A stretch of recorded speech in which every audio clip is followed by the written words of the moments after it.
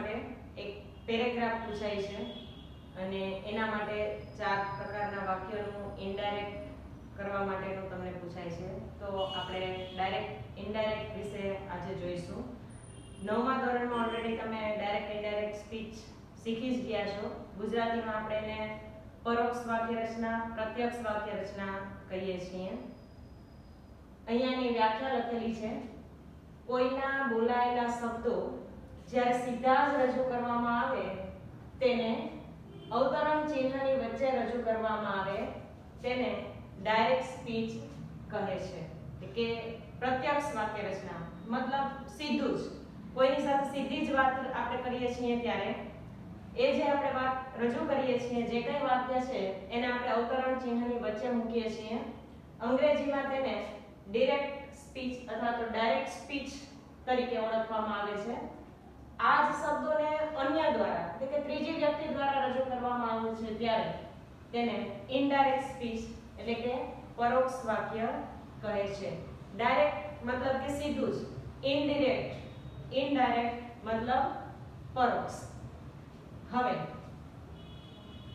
વાક્યમાં બોલનારને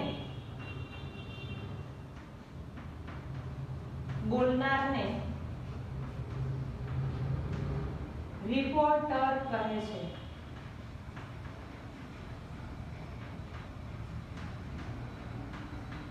બોલનારને રિપોર્ટર કહે છે. સાંભળનારને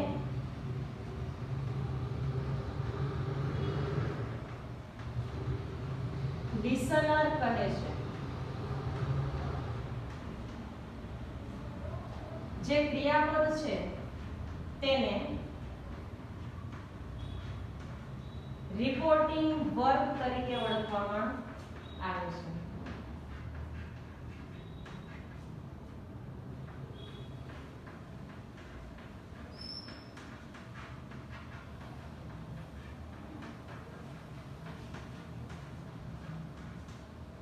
અને અવતરણ ચિહ્નની વચ્ચે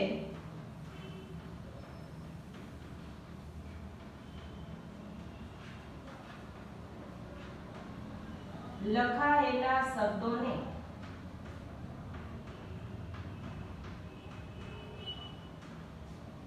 ડાયરેક્ટ સ્પીચ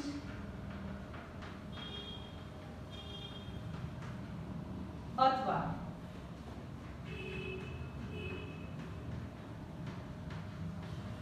રિપોર્ટેડ સ્પીચ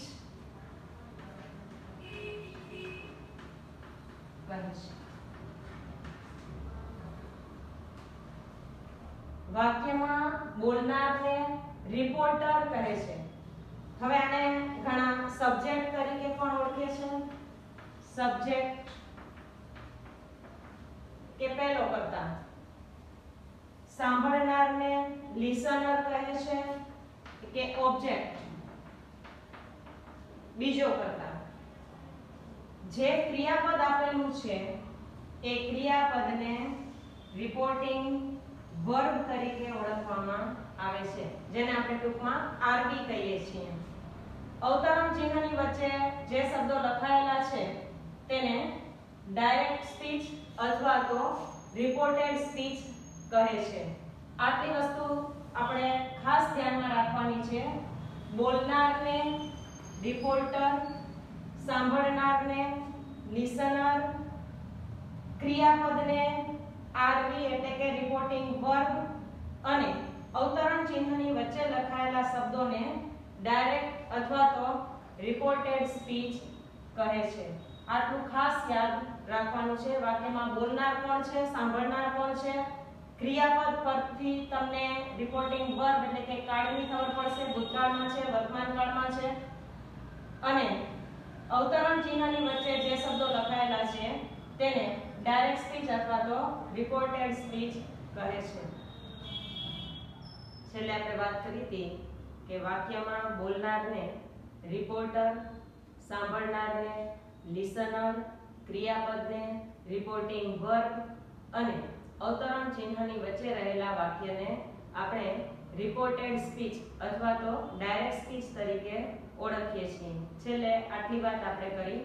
હવે આપણે જોઈએ ડાયરેક્ટ સ્પીચમાંથી ઇનડાયરેક્ટ સ્પીચમાં રૂપાંતર કરતી વખતે થતા ફેરફાર. ડાયરેક્ટ સ્પીચ, ડીએસ મતલબ ડાયરેક્ટ સ્પીચ, આઈએસ એટલે કે ઇનડાયરેક્ટ સ્પીચ. ડાયરેક્ટ સ્પીચમાંથી ઇનડાયરેક્ટ સ્પીચમાં રૂપાંતર કરવું હોય તો આપણે કેવા કેવા ફેરફાર કરવા પડશે? તો એમાં પહેલો ફેરફાર છે રિપોર્ટિંગ વર્બમાં ફેરફાર. નંબર 2 અવતરણ ચિહ્ન અલ્પવિરામ દૂર કરવા. એટલે કે ડાયરેક્ટ સ્પીચમાંથી ઇનડાયરેક્ટ સ્પીચમાં આપણે ફેરવીએ છીએ ત્યારે વાક્યમાં અલ્પવિરામ અવતરણ ચિહ્ન આપેલા હોય તો એને આપણે કાઢી નાખવાના છે. ત્યાર પછી યોગ્ય સંયોજક મૂકવાનું છે. વાક્યના પ્રકાર પ્રમાણે આપણે સંયોજક મૂકવાનું થશે. ત્યાર પછીનો ફેરફાર આવશે સર્વનામમાં ફેરફાર, કાળમાં ફેરફાર, સમયદર્શક શબ્દમાં ફેરફાર.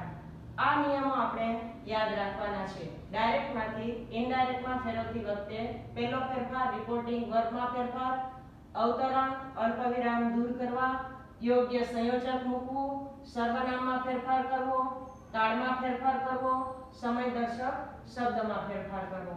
હવે જેમ જેમ વાક્યનો પ્રકાર બદલશે એમ એમ રિપોર્ટિંગ વર્બમાં અને સંયોજકમાં ફેરફાર થતો રહેશે. બાકીના ફેરફાર સામાન્ય રહેશે.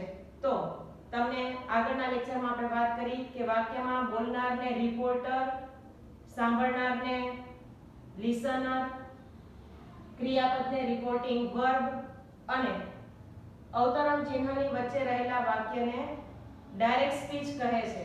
હવે ડાયરેક્ટ સ્પીચમાંથી ઇનડાયરેક્ટ સ્પીચમાં ફેરવતી વખતે રિપોર્ટિંગ વર્બમાં ફેરફાર કરવો, અલ્પવિરામ અવતરણ દૂર કરવા, યોગ્ય સંયોજક મૂકવું, સર્વનામમાં ફેરફાર કરવો, કાળમાં ફેરફાર કરવો, સમયદર્શક શબ્દોમાં ફેરફાર કરવો. હવે મિત્રો આપણે 4 પ્રકારના વાક્યોનું ઇનડાયરેક્ટ કરવાનું છે. એસર્ટિવ સેન્ટેન્સ,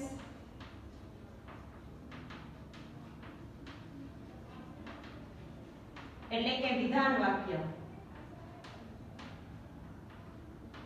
વિધાન વાક્ય. બીજો ઇન્ટ્રોગેટિવ સેન્ટેન્સ એટલે કે પ્રશ્ન વાક્ય.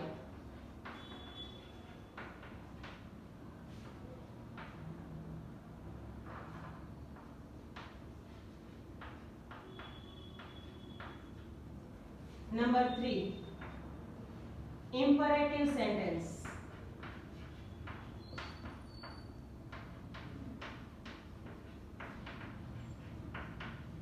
એટલે કે આજ્ઞાર્થ વાક્ય.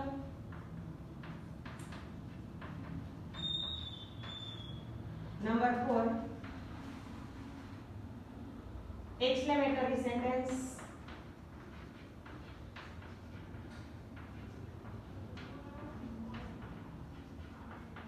ઉદ્ગાર વાક્ય.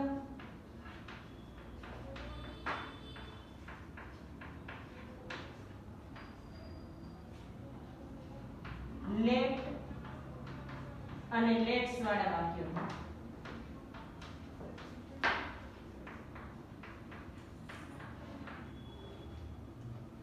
આટલા વાક્યોનું આપણે ઇનડાયરેક્ટ કરવાનું છે. એસર્ટિવ સેન્ટેન્સ એટલે કે વિધાન વાક્ય, ઇન્ટ્રોગેટિવ સેન્ટેન્સ પ્રશ્ન વાક્ય, ઇમ્પરેટિવ સેન્ટેન્સ આજ્ઞાર્થ વાક્ય, એક્સક્લેમેટરી સેન્ટેન્સ ઉદ્ગાર વાક્ય, લેટ અને લેટ્સ વાળા વાક્યોનું ઇનડાયરેક્ટ.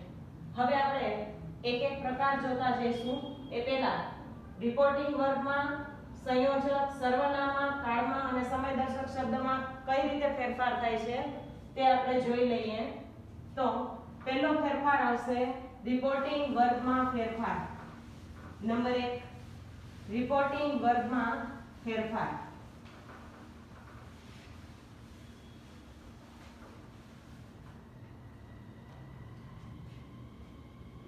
પહેલો ફેરફાર રિપોર્ટિંગ વર્બમાં ફેરફાર. ડાયરેક્ટમાંથી ઇનડાયરેક્ટમાં ફેરવતી વખતે પહેલો ફેરફાર રિપોર્ટિંગ વર્બમાં ફેરફાર. Direct speech, indirect speech.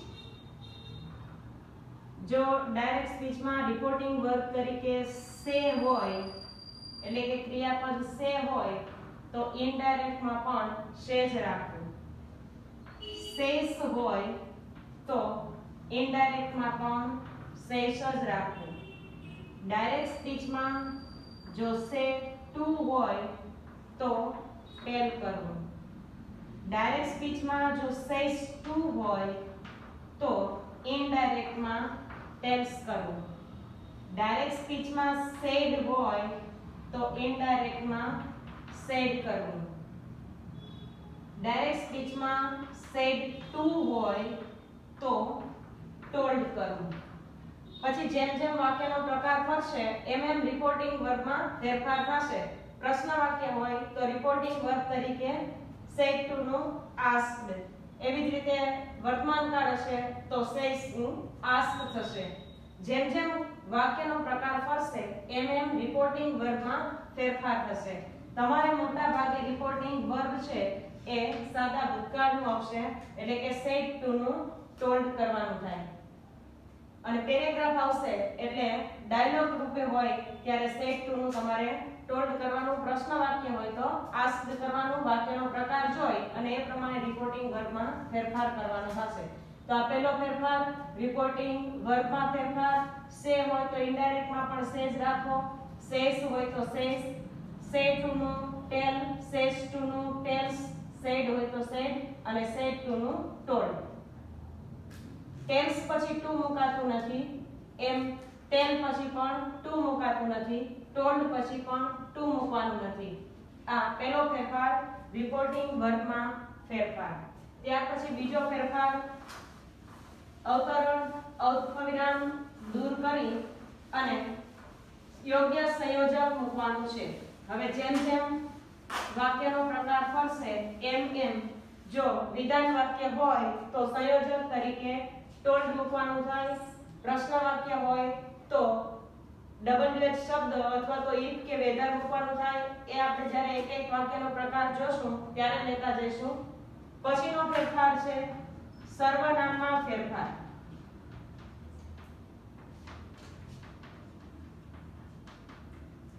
સર્વનામમાં ફેરફાર.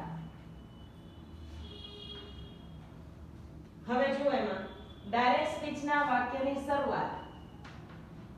ડાયરેક્ટ સ્પીચના વાક્યની શરૂઆત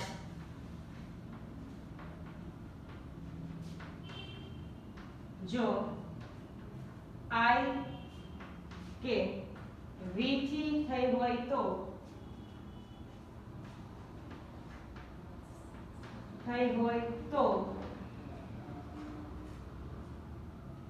રિપોર્ટર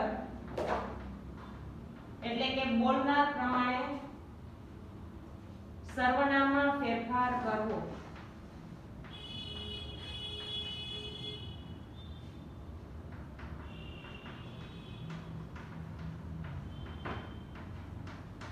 ડાયરેક્ટ સ્પીચના વાક્યમાં જો આઈ કે વી હોય તો રિપોર્ટર એટલે કે બોલનાર પ્રમાણે ફેરફાર કરવો. સર્વનામમાં ફેરફાર કરવો. જો યુ થી થઈ હોય તો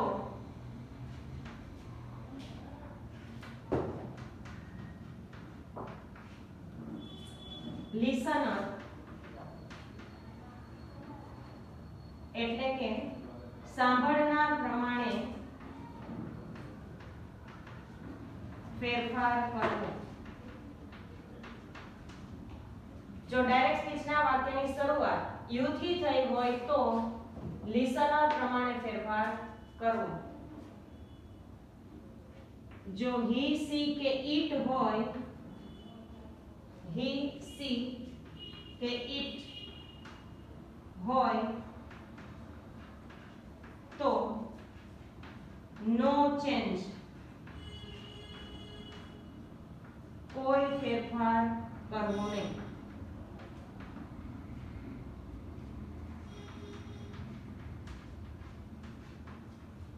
આ સર્વનામમાં ફેરફાર.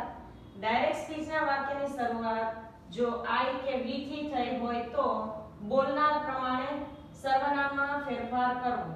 જો યુ થી થઈ હોય તો લિસનર એટલે કે સાંભળનાર પ્રમાણે ફેરફાર કરવો.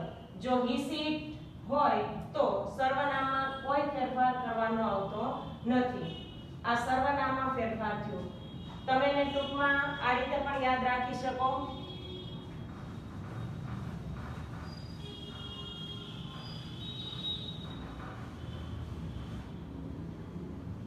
સ્પીચમાં આઈ કે વી હોય તો સબ્જેક્ટ પ્રમાણે આપણે શરૂઆતમાં કીધું હતું કે રિપોર્ટરને આપણે સબ્જેક્ટ પણ કહીએ છીએ.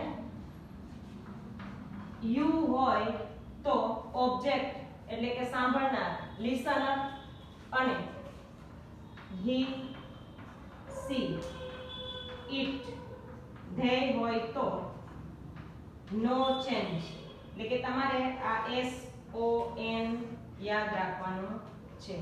ડાયરેક્ટ સ્પીચમાં આઈ કે વી થી શરૂઆત થઈ હોય તો સબ્જેક્ટ પ્રમાણે, યુ થી થઈ હોય તો ઓબ્જેક્ટ પ્રમાણે, હી સી કે ધે થી થઈ હોય તો કોઈ ચેન્જીસ એટલે કે નો ચેન્જ સર્વનામમાં કાંઈ ફેરફાર કરવાનો આવતું નથી. અથવા તો ઘણાને એ રીતે પણ યાદ રહેતું હોય કે ડાયરેક્ટ સ્પીચની વાત જો બોલનારને લાગુ પડતી હોય તો બોલનાર પ્રમાણે ફેરફાર કરવો, સાંભળનારને લાગુ પડતું હોય તો સાંભળનાર પ્રમાણે ફેરફાર કરવો, બોલનાર કે સાંભળનાર બેમાંથી કોઈને લાગુ ના પડતું હોય તો કોઈ ફેરફાર કરવાનો આવશે નહીં. આ આપણો ત્રીજો ફેરફાર સર્વનામમાં ફેરફાર આપણે જોયું. હવે આવશે કાળમાં ફેરફાર. ત્યાર પછીનો ફેરફાર આવશે કાળમાં ફેરફાર.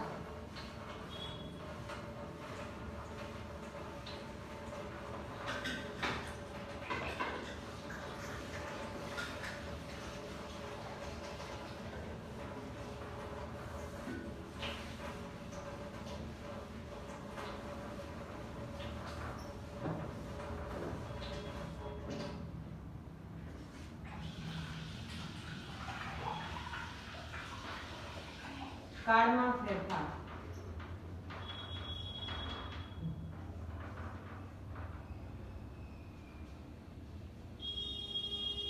રિપોર્ટિંગ વર્બ ભૂતકાળમાં હોય પરંતુ ડાયરેક્ટ સ્પીચનું વાક્ય જો સનાતન સત્ય, નિયમ, કહેવત કે સિદ્ધાંત હોય તો કાળમાં ફેરફાર કરવો નહીં. આ ઉપરાંત રિપોર્ટિંગ વર્બ જો વર્તમાન કાળમાં કે ભવિષ્ય કાળમાં હોય ત્યારે પણ ઇનડાયરેક્ટ કરતી વખતે કાળમાં ફેરફાર કરવાનો આવશે નહીં. ડાયરેક્ટ સ્પીચનો વાક્ય જો નિયમ, કહેવત, સિદ્ધાંત કે સનાતન સત્ય હોય તો ઇનડાયરેક્ટ કરતી વખતે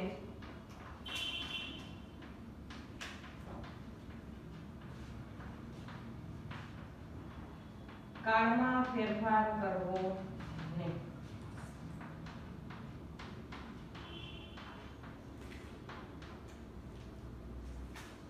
For example, teacher said the earth is round.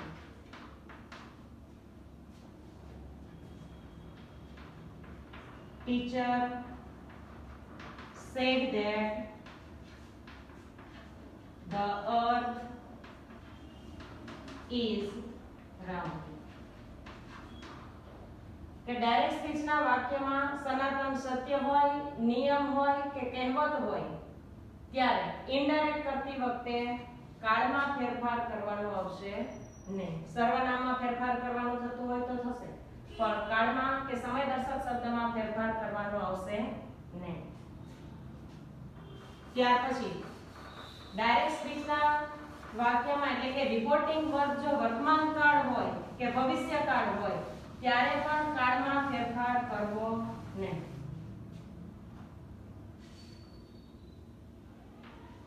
Reporting verb વર્તમાન કાળમાં હોય કે ભૂતકાળમાં હોય, રિપોર્ટિંગ વર્બ ભવિષ્ય કાળમાં હોય, વર્તમાન કાળમાં હોય કે ભવિષ્યકાળમાં હોય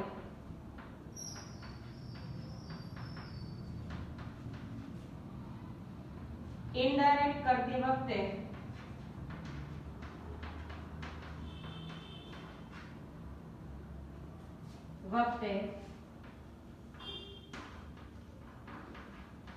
કાળમાં ફેરફાર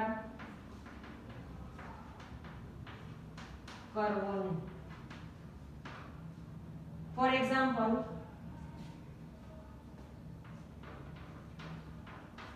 teacher says to a boy, you are very clever.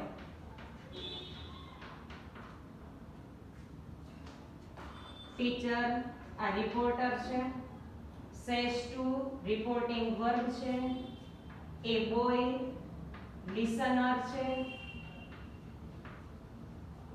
અને આ ડાયરેક્ટ સ્પીચ છે.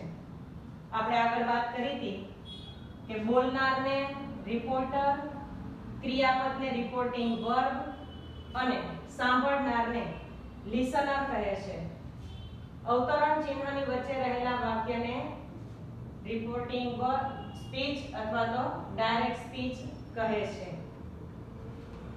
રિપોર્ટિંગ વર્બ આપણે અહીંયા જોઈએ છીએ વર્તમાન કાળમાં છે.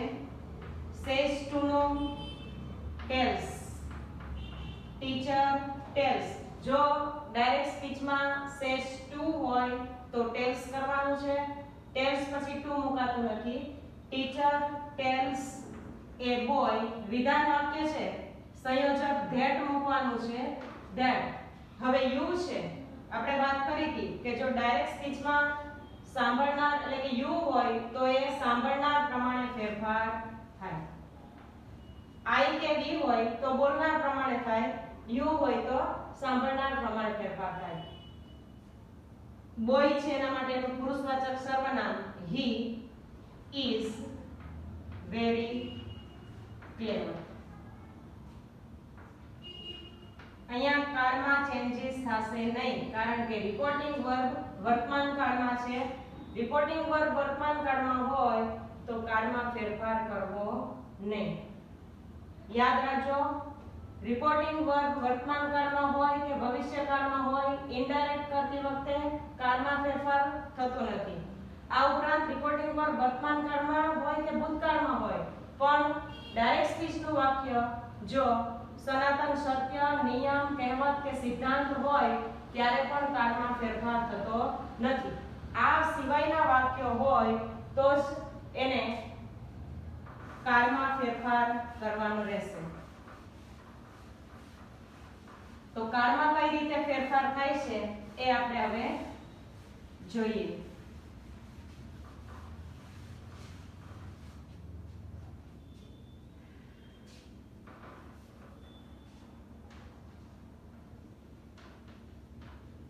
કાળમાં ફેરફાર એટલે કે રિપોર્ટિંગ વર્બ વર્તમાન કાળ, ભવિષ્યકાળ સિવાયનું હોય અથવા તો ડાયરેક્ટ સ્પીચનું વાક્ય સનાતન સત્ય, નિયમ, કહેવત કે સિદ્ધાંત ન હોય તો ત્યારે આપણે રિપોર્ટિંગ વર્બમાં જે કંઈ ફેરફાર કરીએ છીએ, કાળમાં જે કંઈ ફેરફાર કરીએ છીએ કે નથી કરવાનો એ, અને હવે પછી જે કરવાનો છે કાળમાં ફેરફાર એ હવે આપણે આ પછીના લેક્ચરમાં જોઈશું.